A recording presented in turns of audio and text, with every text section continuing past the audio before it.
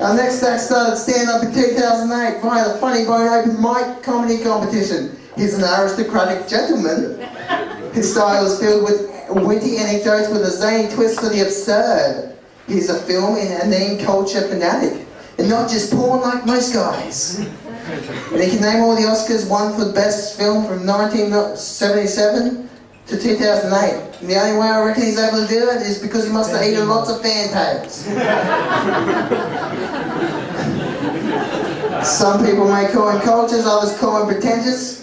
I personally call him Ben Dingwell. Please welcome the upper class rounders of Mr. Ben Dingwell.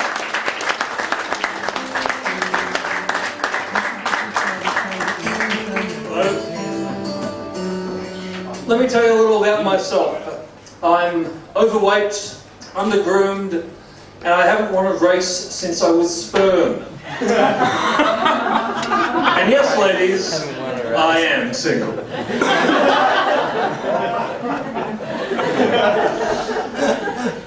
Now, a little joke I'm sure some of you may appreciate. Malcolm Turnbull. The man who never fails to read your shonky emails. Unless you're Wilson Tucker. Thank you. Got a few laughs there. But the Liberal Party has not had a good run of leaders lately, have they?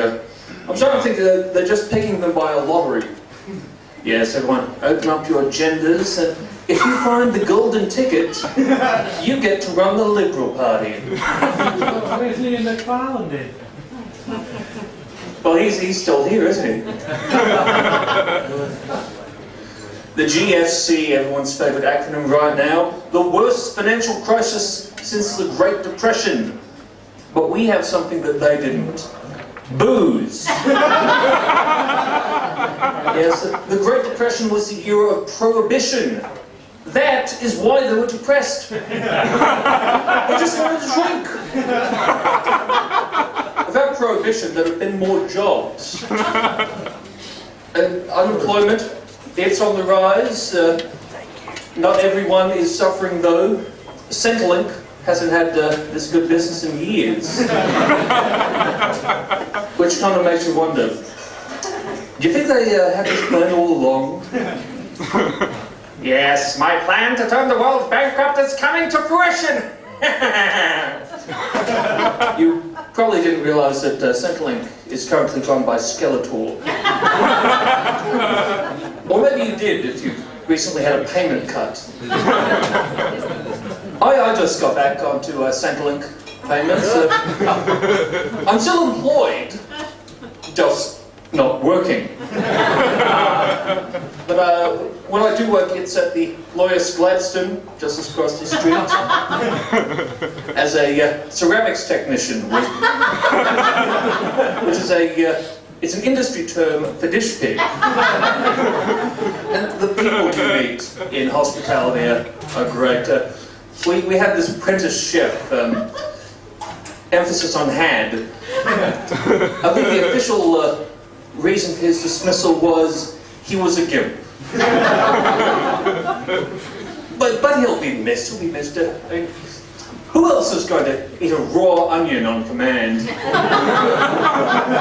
Who else is going to try and deep fry an Easter egg? Who else is going to lip sync to Whitney Houston's I Will Always Love You while... I'm sorry, no, that was me. I wish I hadn't said that. Moving on. My parents are visiting me at the moment. Mum comes into my place and says, God, this place is a pigsty. I said, don't worry, Mum, it's not a symptom of swine flu.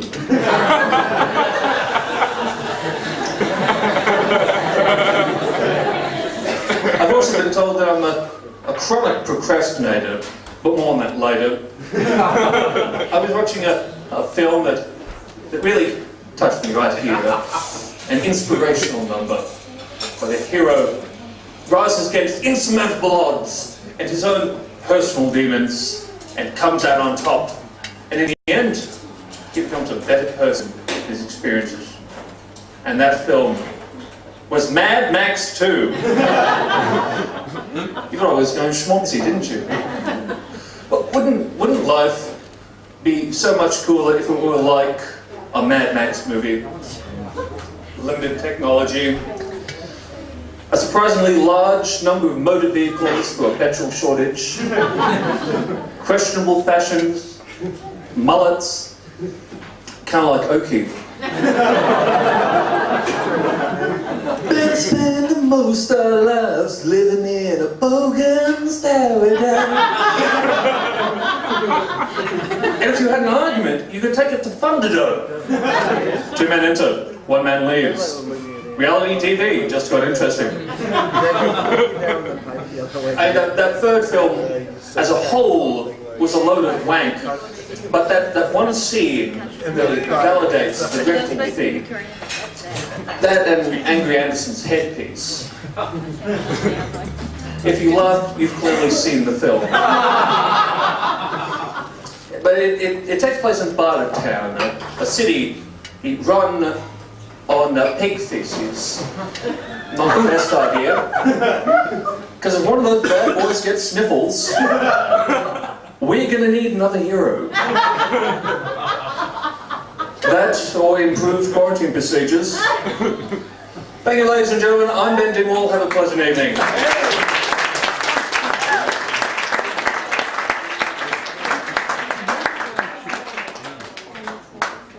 Okay.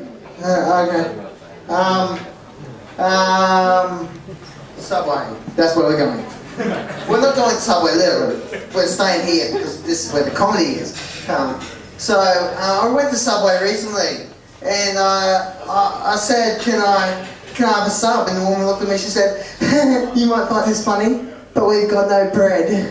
I said, "You're the only one laughing." And I walked away, and a satisfied customer. Went back to Subway. You know why? Because I'm a dickhead. And this time the chick put 1 piece of cheese on one half of the bread, 3 pieces of cheese on the other half. I said, "Love, I know you're a Subway sandwich ass, but I didn't realise you were a freaking abstract artist."